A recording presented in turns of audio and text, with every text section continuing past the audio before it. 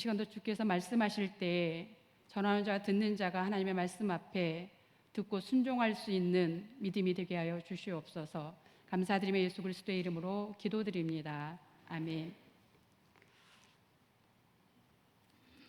라합의 이야기, 우리가 참 흔히 많이 들었던 이야기입니다. 제가 아주 어렸을 때 이 라합의 이야기는 상식적으로 이해되지 않던 이야기 중에 하나였습니다. 자신의 백성을 배신한 이 사람이, 이 라합이 어떻게 의롭다라는 것일까, 이런 생각을 했던 적이 있습니다. 조금 자란 후에 성경을 보는 시선이 좀 달라지면서 세상 사람들은 성경을 읽으면 상식적으로 이해되지 않는 모순투성이처럼 보일 수 있겠구나라는 것이 깨달아졌던 적이 있습니다. 여러분은 어떠셨나요? 성경을 읽으며 이런 생각을 혹시 해보시지 않았을까요? 세속사적 관점에서 성경을 읽으면 기록된 의도를 모르기에 이상한 성경책일 것입니다. 성경은 하나님의 구속사를 기록하고 있는 책입니다. 그래서 구속사적 관점에서 성경을 읽어야 합니다. 하나님의 구원은 온 인류를 향해 열려 있고, 하나님은 온 인류를 향해 이 구원의 역사를 운행하시는 분입니다. 하나님 이 땅을 사는 우리처럼 어떤 나라라는 개념에 갇힌 분이 아닙니다. 구원은 우리의 이성으로 이해되지 않는다고 하나님이 틀렸다라고 우리가 하나님을 비판할 수 없습니다. 여러분은 이런 하나님의 절대 주권 앞에, 이 구원의 절대 주권 앞에 100% 아멘 하십니까? 아니면 의문을 갖고 있습니까? 하나님의 절대 주권을 인정할 수 없다는 것은 여전히 나의 관점에서 옳고 그름의 기준이 존재하기에 그것을 인정할 수 없는 것입니다. 우리는 끊임없이 말씀 앞에 설 때마다 내가 얼마나 불완전한 존재인지, 내가 얼마나 선과 악, 내 기준에서 그것을 행하고 있는지 나 자신을 발견해야 할 것입니다. 그러니 인간이 어떻게 하나님의 모든 섭리를 옳고 그르다고 판단할 수 있으며, 그분의 구원 사건에 이 사람은 되고 저 사람은 안 되고 우리가 왈가왈부할 수 없습니다. 내가 하나님을 얼마만큼 아는가에 따라서 기록된 말씀 속에서 하나님을 만나고 경험하는 폭도 넓어지게 되고 다릅니다. 하나님 이 땅의 법, 도덕, 우리의 관습 등에 묶여 있는 분이 아닙니다. 세상의 도덕, 국가 간의 관계, 가계의 혈통, 이런 것들에 매이는 분이 아닙니다. 이 모든 것을 초월하여 온전한 선과 악으로 분별하시고 온 땅을 당신의 창조 질서를 따라 가장 의롭고 가장 선하게 이끌어가는 분입니다. 본문을 통해 하나님이 어떠한 분이신지 그 하나님을 만나는 그런 시간 되기를 원합니다. 본문은 새로운 리더인 여호수아가 세워진 장면으로부터 시작됩니다. 오늘 광야를 막 끝내고 약속의 땅 가나안 문 앞에서 벌어진 사건입니다. 지금 이스라엘은 어떤 상황인가? 출애굽의 모든 과정을 이끌어온 그들의 강력한 지도자 모세가 죽었습니다. 그리고 그 모세의 뒤를 이어 새로운 지도자 여호수아가 세워졌습니다. 지금 이스라엘은 새 리더십 앞에서 가슴이 조여들고 내부적으로 불안과 흩어짐이 일어날 수 있는 상황일 수 있습니다. 여호수아가 얼마나 떨고 두려웠는지 여호수아 1장의 말씀 속에는 너는 강하고 담대하라 라는 말씀이 여호수아에게 끊임없이 반복되어서 말씀하고 있습니다. 그런 여호수아를 향해 백성들도 이렇게 이야기하는데요. 여호수아 1장 18절입니다. 함께 읽어볼까요? 시작. 누구든지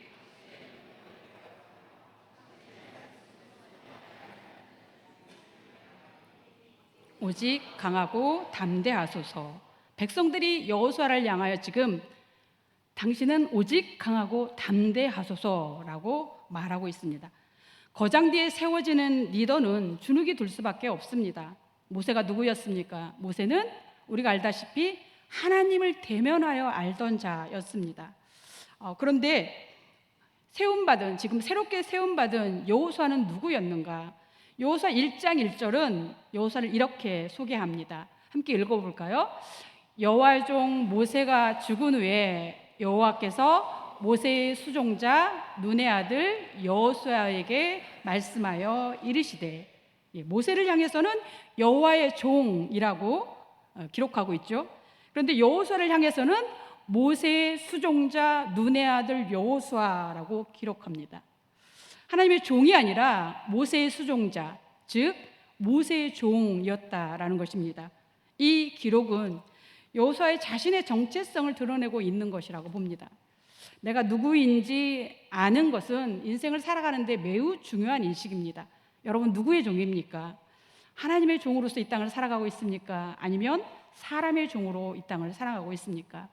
예수 그리스도를 영접한 우리 모두는 부름받은 하나님의 종입니다. 누구도 예외 없이 하나님은 우리 한 사람 한 사람을 통해 이 땅에 하나님의 나라를 만들어가기 위하셔서, 원하셔서 우리를 이 땅에 보내셨습니다. 여러분, 생각해 보십시오. 그 위대한 종 모세가 이스라엘 민족을 이끌 때도 얼마나 말썽이 많았습니까? 그럼 모세가 죽은 후 여호수아는 정권을 이양받고 얼마나 큰 부담감이 있었겠습니까? 그런데 여호수아서를 읽다 보면 여호수아는 모세의 뒤를 이어 이스라엘을 가나안 땅에 잘 안착시키고 그 임무를 잘 마무리하는 것을 볼 수 있습니다.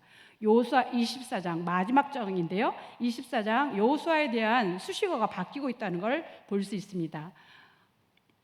24장 29절인데요. 제가 읽어드리겠습니다. 이 일 후에 여호와의 종 눈의 아들 여호수아가 110세에 죽음에, 모세의 수종자가 아니라 이제는 여호와의 종이라는 수식어가 붙었습니다. 이것이 어떻게 가능했겠는가? 그 중심키는 저는 이것이라고 봅니다. 여호수아를 읽다 보면 여호수아가 승리의 사건이 따라오는 문장에 따라오는 문기가 있습니다. 그것이 뭔가 하면 여호와께서 여호수아에게 말씀하여 이르시되, 승리의 사건마다 이 문장이 기록되어져 있습니다.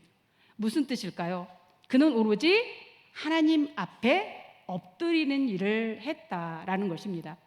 그러했기에 여호와께서 여호수아에게 이르시되, 하나님의 말씀을, 하나님의 음성을 들었다라는 것입니다. 어떤 새로운 기술을 행한 것이 아닙니다. 오로지 여호와 하나님께 엎드림, 그것이 여호수아의 리더십의 키였다라고 봅니다. 이 태도는 내 뜻대로 무엇을 하는 것이 아니라 하나님이 일하시도록 모든 사건을 하나님께 내어드렸다라는 것입니다.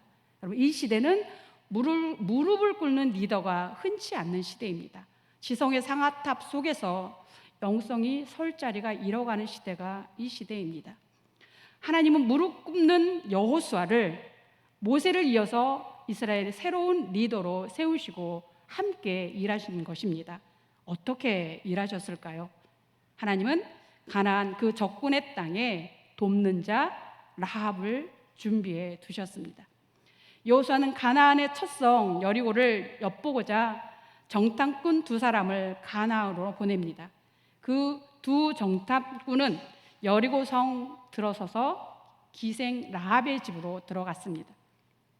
여리고는 이스라엘이 자신의 땅으로 들어온다는 소식을 듣지 않았겠습니까? 그러니 그들도 초긴장 상태였을 것입니다. 라합의 집은 여리고를 출입하는 사람들이 거쳐가는 곳이기에 라합은 자신의 집에 들어오는 이 낯선 손님들을 보자 단번에 눈치챘을 것입니다. 아, 드디어 올 것이 왔구나. 라합은 본능적으로 직감하고 기다렸다는 듯이 그들을 숨겨줍니다. 그런데 온 나라가 비상사태이니까 라합의 집으로 들어가는 정탐꾼을 눈여겨본 또 다른 사람이 있었다라는 것입니다. 이 일이 여리고 왕에게 보고가 되었고 수색대가 출동했습니다. 하지만 이러한 상황 속에서 라합은 그 수색대를 향하여 천연덕스럽게 정탐꾼들을 속이고 모른다 합니다. 라합은 왜 이런 일을 행했을까요? 라합은 자신의 나라에 들어오는 이스라엘의 정탐꾼을 본 것이 아닙니다. 라합은 그들 뒤에 함께 계시는 하나님을 보았던 것입니다. 정탐꾼을 숨겨준 연유를 설명하는 구절에서 라합이 어떻게 이런 행동을 했는가 그 이유가 나옵니다. 여호수아 2장 8절 9절인데요. 함께 읽어볼까요? 시작. 그들이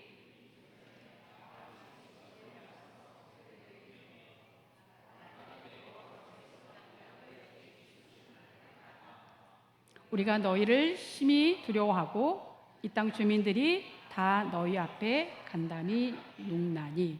9절에 쓰인 내가 아노라라는 라합의 이 고백은 단지 지식적으로 소문을 들어서 정보를 알고 있다라는 아노라가 아닙니다. 우리가 설교 중에 많이 듣는 야다라는 단어를 사용하고 있는데요. 라합이 하나님을 아는 것이 막연하게 아는 것이 아니다라는 것입니다. 어떻게 이방이었던 라합에게 이런 믿음이 일어날 수 있었을까요? 하나님을 경외해보는 그 알매의 지식이 일어날 수 있었을까요? 라합은 들려오는 소문을 단지 소문으로 흘려보내지 않고 들을 귀 있는 자의 그 복을 누렸던 것입니다. 믿음은 들음에서 난다라고 분명하게 말씀하고 있습니다. 우리는 매일 말씀의 홍수 속에서 살아 매일의 말씀이 새롭게 들려지지 않을 때가 참 많습니다. 그러나 우리가 익숙해질수록 우리는 늘 내게 주시는 말씀으로 듣기를 소원함이 우리 가운데 간절하게 있어야 할 것입니다. 하나님 무엇보다도 우리에게 원하시는 것이 있습니다. 우리가 말씀을 듣고 그 말씀 속에서 하나님을 알아가기를 원하십니다. 우리가 하나님을 알지 못하기 때문에 죄를 향하여 달려가기 때문입니다. 호세아 6장 6절은 이 백성이 하나님을 알기를 원한다라고 기록되어져 있습니다. 우리가 어떻게 하나님을 알아갈 수 있을까요?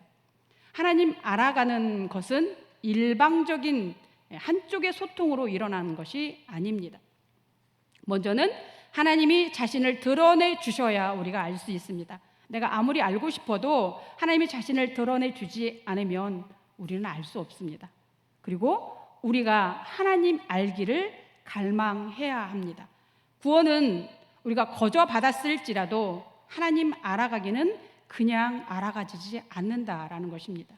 목마른 사슴이 그 시냇물을 찾듯 갈망하는 간절함이 우리에게 있어야 합니다. 우리는 그 갈망으로 나아가 하나님이 자신을 드러내 줄 때까지 알기를 기다려야 합니다. 믿는 우리는 누구든 하나님을 알고자 합니다. 그런데 그 갈망을 향해 하나님의 드러냄은 우리가 정한 시간 안에 나의 때에 있지 않고 하나님의 시간 속에 있습니다. 우리는 하나님이 우리에게 하나님의 자신의 속성을 드러내주는 그 시간까지 우리는 기도하는 것을 쉬지 않아야 합니다. 라합의 신분은 기생이었습니다. 우리는 기생이라는 신분이 천하다고 하여서 그를 무시합니다. 하지만 이 천함의 기준은 우리 눈에, 사람의 눈에 천한 것입니다. 하나님의 눈에는 기생이나 저나 우리 모두나 다 같은 죄인입니다. 하나님이 심판하기로 작정한 가나안 땅에 살던 라합은 자기 나라의 죄의 한복판에 살면서 그 땅을 심판하려고 밀고 들어오는 이스라엘의 소식을 들었습니다. 라합이 전해 들은 하나님은 어떠한 하나님이었는가? 홍해를 마르게 하시는 하나님, 요단 저쪽 두 왕을 칠 때 함께 하시며 전쟁을 승리케 하신 하나님이라고 들었습니다. 그리고 그 하나님에 대해 라합은 그냥 지나치지 않고 유념했던 것입니다. 라합은 들려지는 하나님에 대해 알기를 힘썼을 것입니다. 그리고 라합은 하나님이 상천하지에, 전 번역본에 이렇게 기록되어 있죠. 상천하지에 이와 같은 신이 없음을 알아가는 것이죠. 그리고 라합은 이스라엘 하나님을 붙들기로 결단했을 것입니다. 그리고 두렵고 떨림으로 가나안을 향해 들어오는 이스라엘 민족을 위해 라합은 새로 세워진 여호수아를 위해 하나님이 준비하시는 통로로 세워진 것입니다.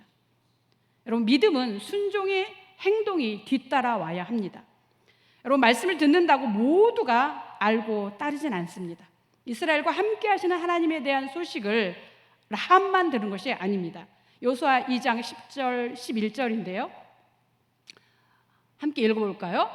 우리가 너희를 심히 두려워하고 이 땅 주민들이 너희 앞에서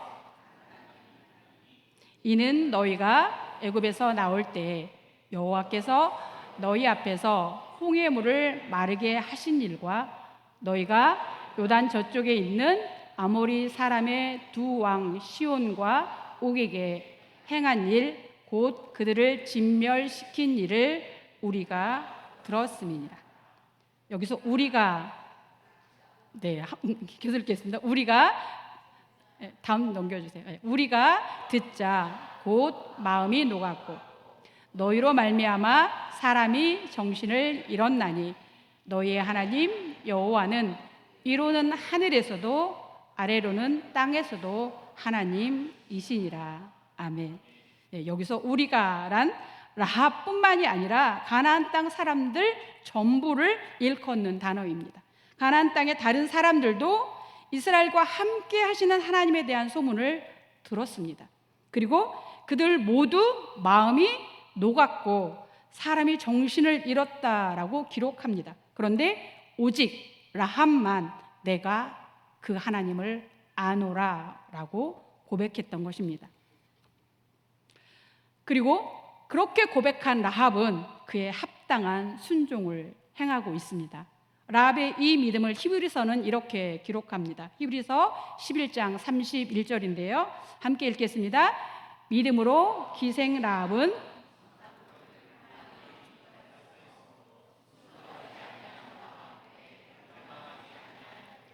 아멘. 라합은 하나님을 믿었습니다. 그리고 라합은 정탐꾼을 움직이고 계시는 하나님께 순종한 것입니다. 자신의 나라를 정탐하러 들어온 적을 영접한 것이 아닙니다. 온 우주의 주인이시고 상천하제의 주관자 되시는 하나님께 순종한 것입니다. 이 소식을 모두 함께 들었지만 순종하지 아니한 다른 사람들과 구별된 선택, 그것은 라합만이 하였고 그 라합은 하나님의 주권 아래로 들어갔던 것입니다. 상천하지를 주관하시는 하나님을 아는 눈이 열리면 이 땅의 매임의 묶임 속에서 자유할 수 있습니다. 불편한 가족 관계에 있어서도 직장 상하 관계에 있어서도 나의 마음이 맞지 않는 사람에게도 나의 감정에 매이지 않게 될 수 있는 것이 그 하나님을 아는 지식에서 비롯됩니다. 미워도 그를 주관하시고 그를 구원하시는 하나님을 그에게서 본다면 우리는 그와 함께 협력하며 하나님의 나라를 이루어갈 수 있는 하나님의 사람이 되어간다라는 것입니다. 우리 모두가 말씀을 다 듣습니다. 그러나 말씀을 들은 모두가 그 말씀에 대해 순종으로 반응하지는 않습니다. 말씀이 들려질지라도 내가 이해되지 않고 내게 과한 것을 요구한다라고 여겨지면 그것이 하나님의 음성인 줄 알면서도 우리는 애써 무시하고 순종으로 나아가지 않습니다. 우리 가운데 들려지는 말씀이 하나님의 음성인 줄 알면서도 나 자신을 말씀에 순종시키지 못해서 하나님의 일이 혹시 멈춰서져 있는 것이 있다면 이 시간 다시 한번 하나님의 말씀이 우리에게 들려지기를 축원합니다. 내 생각에 그것이 길이 아닌 것 같을지라도 뚫고 갈 수 있는 순종을 선택할 수 있는 그러한 용기가 저와 여러분에게 있기를 축원합니다. 우리가 결단하고 순종으로 나아가면 하나님은 우리의 지식과 지혜를 초월하여 새롭게 우리의 삶에 역사하실 것입니다. 라합의 순종은 가장 비천한 자리에 있던 기생의 혈통을 끊었습니다. 그리고 라합을 예수 그리스도의 혈통을 이어가는 위대한 대반전을 써가는 새로운 인생의 역전을 이루게 하셨습니다. 우리 모두 이 순종의 축복이 우리 가정 안에 있기를 축복합니다. 라합의 순종은 또한 어떤 의미가 있을까요? 여호수아에게 앞서 먼저 가시는 하나님을 만나게 하신 사건이라고 봅니다. 여호수아서는 이스라엘 민족이 가나안 땅을 정복하는 이야기, 그 이야기를 기록하고 있습니다. 라합의 이야기는 땅을 점령하는 여호수아서 내용과는 별 연관성이 없는 듯 조금 어색해 보입니다. 그런데 왜 여호수아서를 시작하는 이 첫 사건으로 라합의 이야기를 기록했을까라는 것을 좀 생각해 보았습니다. 가나안 점령을 앞두고 이스라엘을 새롭게 이끄는 여호수아는 두려워했다라는 것을 먼저 앞부분에서 말씀드렸습니다. 그 두려움이 이스라엘 백성들의 눈에 보일 만큼 두려워하는 모습이 그들에게 보였다라고 했습니다. 하나님은 이 가나안 점령이 먼저가 아니었습니다. 두려움에 떠는 여호수아를 먼저 만져주셔야 했습니다. 리더가 흔들리면 일은 혼돈에 빠질 수밖에 없습니다. 하나님은 우리에게 무모하게 가라 하시지 않는다라는 것입니다. 오늘 본문의 가나안 정탐 사건 전에 이미 한 번의 정탐의 이야기가 기록되어져 있습니다. 그 내용은 민수기 13장 12정탐꾼의 사건의 이야기입니다. 우리 한번 읽어볼까요? 시작. 여호와께서